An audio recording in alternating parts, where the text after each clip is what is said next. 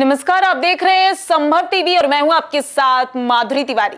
Uniform civil code की चर्चा इस वक्त पूरे देश में हो रही है। बीजेपी जहां इस मुद्दे को जोर शोर से उठा रही है, वहीं विपक्षी दल इसे उसका एजेंडा बता रहे हैं। देखिए रिपोर्ट। यूनिफॉर्म सिविल कोड को लेकर राग, बीजेपी और विपक्षियों में टकरार। एक देश एक कानून। यूनिफॉर्म सिविल कोड की चर्चा एक बार फिर से पूरे देश में हो रही है। हाल ही में केंद्रीय गृह मंत्री अमित शाह की ओर से इसको लेकर जो बयान दिया गया, उसके बाद ये माना जा रहा है कि केंद्र की मोदी सरकार ने कॉमन सिविल कोड का ब्लूप्रिंट तैयार करना शुरू कर दिया है। बीजेपी शासित कई राज्यों की ओर से ऐसे संकेत दिए गए हैं कि वो राज्य में इसे जल्द ही लागू कर सकते हैं। बीजेपी इस मुद्दे को जोर शोर से उठा रही है, वहीं ओवैसी यूनिफॉर्म सिविल कोड के खिलाफ भी हैं। देश में यूनिफॉर्म सिविल कोड पर बहस छिड़ी हुई है। ऐसे में जानना जरूरी होता है कि यूनिफॉर्म सिविल कोड क्या है। कोड को इस देश की जरूरत नहीं है। हमको आप ये बताइए, आज बीजेपी अमित शाह साहब ये सब बोल रहे हैं, आपको मालूम गोवा में जो सिविल कोड है, कैसा सिविल कोड है? अगर गोवा में कोई हमारा हिंदू भाई शादी करता है और उसकी वाइफ की उम्र 25 और 30 साल की हो जाती है, उसको बेटा नहीं हुआ तो सेकंड मैरिज कर सकता है वो। अब इस पर क्या बोलेंगे बीजेपी वाले? सरकार आपकी है वहां पर। कॉन्स्टिट्यूशन में पार्ट 4 है डायरेक्टिव प्रिंसिपल, उसमें आर्टिकल 47 पढ़ लो आप। प्रोहिबिशन लगाओ अल्कोहल के ऊपर, क्यों नहीं लगाते भैया? डायरेक्टिव प्रिंसिपल में लिखा हुआ है शायद आर्टिकल 38 में कि सबको इनकम जितना हो सके बराबर होनी चाहिए। कहाँ इनकम किधर है? देश की 90% दौलत देश के 10-15 पूंजीपति के पास है। फिर उसी से डायरेक्टिव प्रिंसिपल लिखा हुआ है कि इक्विटेबल डिस्ट्रीब्यूशन ऑफ रिसोर्सेज होना चाहिए। अरे कहाँ है भैया, कहाँ हो रहा है? आप सिर्फ इसका अच्छा हमारे को ये बताइए कि शराब के ऊपर क्यों पाबंदी नहीं याद करते? शराब लगाओ ना पाबंदी, बंद करो शराब। बीजेपी जाना सरकार में आप डायरेक्टिव प्रिंसिपल्स का महात्मा गांधी ने खुद बोला था। जैसा आपने गुजरात में लगाया, चलो वैसा ही थोड़ा बहुत करके लगाओ ना, लगाओ आप जहाँ सरकार में। शराब पे आप नहीं लगाना, बंद नहीं करना चाहते। क्यों बंद नहीं करना चाहते? क्योंकि शाम में 6:30 बजते कि आपको होना, आपको महिलाओं पर वायलेंस होता, बच्चों पे वायलेंस होता। आप बंद करो ना। अभी डायरेक्टिव प्रिंसिपल्स में लिखा हुआ है, शराब क्यों नहीं बंद करना चाह रही बीजेपी? बंद करो ना, चलो आपके स्टेट में लगा दो, बंद कर दो। आप वहां नहीं बंद करेंगे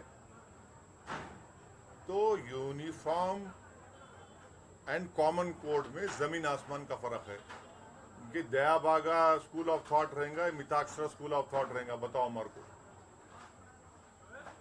और हिंदू अनडिवाइडेड फैमिली में टैक्स रिबेट मुसलमानों को, सिख को, क्रिश्चियन को क्यों नहीं मिलता भाई? ये राइट टू इक्वालिटी का वायलेशन नहीं है? और मेघालय, मिजोरम, नागालैंड में हमने कॉन्स्टिट्यूशन में उनके कल्चर को प्रोटेक्शन करने का वादा किया कॉन्स्टिट्यूशन में, आप उसको निकाल देंगे? हाँ। और मेरा जो कल्चर है एज मुस्लिम, वो आर्टिकल 26 का प्रोटेक्शन है मेरे को। इकोनॉमी बढ़ गई, कोयला निकालने के लिए आपको पैसेंजर ट्रेन को कैंसिल करना पड़ रहा, आपको अनएम्प्लॉयमेंट बढ़ रहा, महंगाई बढ़ रही, मगर आपको फिक्र है यूनिफॉर्म सिविल कोड की। हम इसके खिलाफ है और लॉ कमीशन खुद ये कह दिया कि भारत में यूनिफॉर्म सिविल कोड की जरूरत है। समान नागरिक संहिता यानी यूनिफॉर्म सिविल कोड का अर्थ होता है देश के हर नागरिक के लिए एक समान कानून होना चाहिए, चाहे वो किसी भी धर्म या जाति का हो। समान नागरिक संहिता में शादी, तलाक और जमीन जायदाद के बंटवारे के सभी धर्मों के लिए एक ही कानून लागू होगा। भारत में ये कानून कुछ मामलों में लागू है, लेकिन कुछ मामलों में नहीं। भारतीय अनुबंध अधिनियम, नागरिक प्रक्रिया सहित माल बिक्री अधिनियम, संपत्ति हस्तांतरण अधिनियम, भागीदारी अधिनियम, साक्ष्य अधिनियम आदि में समान नागरिक संहिता लागू है, लेकिन विवाह, तलाक और विरासत जैसे मामलों में इसका निर्धारण पर्सनल लॉ या धार्मिक संहिता के आधार पर होता है। भारत में समान नागरिक संहिता यानी यूनिफॉर्म सिविल कोड लागू करने को लेकर बहस तेज हो चली है और ओवैसी बार बार गोवा के यूसीसी की बात कर रहे हैं। अब ऐसे में ये जानना जरूरी होता है कि गोवा में यूसीसी कैसे लागू है, क्या है इसके फायदे। भारत में अभी सिर्फ एक राज्य है जहां यूनिफॉर्म सिविल कोड लागू है, वो राज्य है गोवा।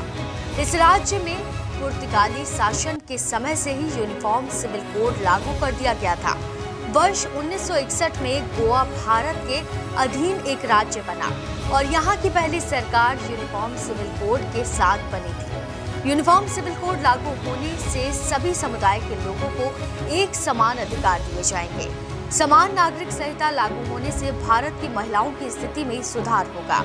कुछ समुदाय के पर्सनल लॉ में महिलाओं के अधिकार सीमित हैं। यदि ऐसे में यूसीसी लागू होता है तो महिलाओं को भी समान अधिकार मिलेगा। उसके लिए अपने पिता की संपत्ति पर अधिकार और गोद लेने से संबंधित मामलों में एक समान अधिकार प्राप्त हो जाएंगे। बहरहाल बीजेपी पूरी तैयारी में है कि इस कोड को लागू किया जाए, लेकिन कई लोग इस कोड के खिलाफ खड़े हैं। अब देखते बनेगा कि इस कोड को लेकर भारत सरकार आखिर क्या फैसला लेती है। ब्यूरो रिपोर्ट, संभव टीवी।